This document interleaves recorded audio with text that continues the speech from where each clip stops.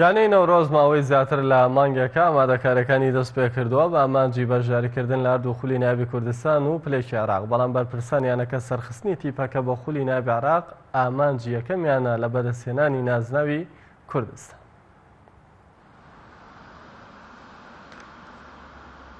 یانەی نەورۆز دەیەوێت بە دروستکردنی پێکهاتەیەکی بەهێز و بە دوو ئامانج بەشداری هەردوو خولی کوردستان و عێراق بکات. ماوەی زیاتر لە مانگێکە تیپی تۆپی پێ یانەی نەورۆز ئامادەکاریەکانی بۆ خولەکانی کوردستان و عێراق دەست پێ کردووە بە سەرپەرشتی پرسیارە عەبدولڕەزاقی ڕاهێنەر و کامەران عەلی یاری دەدەری. ستافی ڕاهێنەرانی تیپەکەش باز لە ئامادەکاریەکان و ئەو ئامانجانە دەکەن لە هەردوو خولەکە. لە هەمان کاتیشدا گەشتبینین بۆ پلانەی دایان ناوە.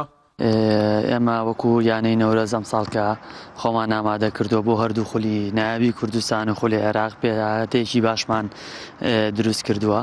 ئامانجی ئێمەکە ئەم ساڵ بۆ هەردوو خولی ناوی کوردستان و عێراقا زۆر بە باشیەوە مدەیمانین کە تەمرینمان دەست پێ کردووە بە باشی خۆمان ئامادە کردووە. ئێمە بە باشی خۆمان ئامادە کردووە ئەوەی کە ماویشمانە دەسەکەین بە کەمپێکی مەشقوڕایەنانەکەین لە قەزای دوکان. لە بێگومان قورسە هەنیتۆ بە توانی یەک تیپ دروستکەی بۆ هەردوو خولەکە، بەس وەک وتم ئەگەر پێویستکە بۆ خولێ پلێکی عێراق دوورە جارێەوە زۆری ماوە ئەگەر پێویستکە یاریزانیکایەن. لە لای خۆیانەوە یاریزانانی تیپەکەش باز لە قورسی ئەرکەکان دەکەن لە هەردوو خولی کوردستان و عێراق، بەڵام بە ئامانجی بەدەستهێنانی نازناوی خولی کوردستان بەشداری کێبڕکەکان دەکەن نایشارنەوە کە لە بەردەم ئەرکێکی قورسیشتان. بەڕاستی ئێمە ئەم ساڵ ئامانجی سەرەکیمان بتوانین چی لە خولی عێراق و چی لە خولی کوردستان ئەنجامێکی تەواوکەرمان هەبێت، ئەنجامی باش بەدەستبێنین و لە خولی کوردستانە ببین بە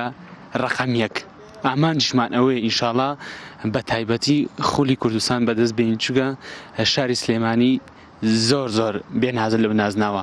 بەڵێن بە خۆمانە دەین بتوانین ئەو سیقەی کە لەلایەن هاندەرانەوە پێمانە بتوانین جێبەجێکەین، ئینشاڵڵا بتوانین ئەو سیقە و متمانی بە ئێمەیان هەیە ئەم بتوانین تەطبیقەکەین پشت بەخوای گەورە. یانەکە بۆ وەرزی ئەم ساڵ 7 یاریزانی هێناوەتە پێکهاتەکەیەوە و دەستبەرداری 6 یاریزانیشی بووە، جگە لە سەرخستنی چەندین یاریزانی تیمی لاوانی بۆ تیپی پێشکەوتوان.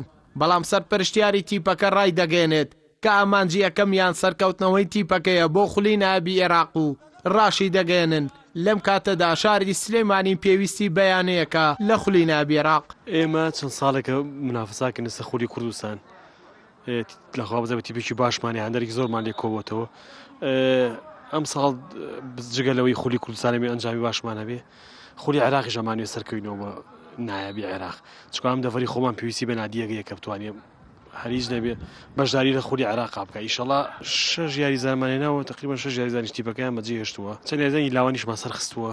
وەڵڵاهی خۆت زەینە تۆی پێیا بەڵێن قورسە بڵێ من بەڵێن ئێم لە ساسە سەرەکەین، بەس ئێمە هەموو هەوڵێکمان زیاتر بۆ سەرکەوتنەوەی خولی نایابی عێراق، یعنی لەوە چێ خولی نایابی عێراقمانە سەرکەوینەوە لە پێشەوە بێ کە خولی کوردستان ئەنجامان بێنین. یانەی نەورۆز بۆ ئەم ساڵ بۆندی لەگەڵ 3 یاریزانی هێڵی بەرگری و 2 یاریزانی هێڵی ناوەند و 1 هێرش بەر و یاریزانێکی پیشەگەر ئیمزا کردووە و بە پێی زانیاریەکانی پەیامیش بڕیارە بۆ کێبڕکەکانی خولی پلەیەکی عێراق تیپەکە بۆند لەگەڵ چەند یاریزانێکی ناوخۆی پیشەگەر ئیمزا بکات. ئەردەڵا محەممەد کەناڵی ئاسمانی پەیام سلەیمانی.